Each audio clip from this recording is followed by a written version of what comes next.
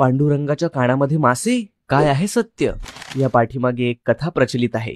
कथेनुसार एक कोळी बांधव गरीब पण मनाने श्रीमंत असा विठ्ठलाचा परमभक्त होता. समुद्राच्या आत जाण्यापूर्वी तो विठ्ठलाचं ध्यान करायचा आणि सुखरूप परत यायचा. एक दिवस हा कोळी बांधव पंढरपूरच्या दिशेने निघाला. त्याला विठ्ठलासाठी काहीतरी भेट वस्तू देण्याची खूप इच्छा होती, परंतु तो काय करणार? त्याच्याकडे होते तरी काय?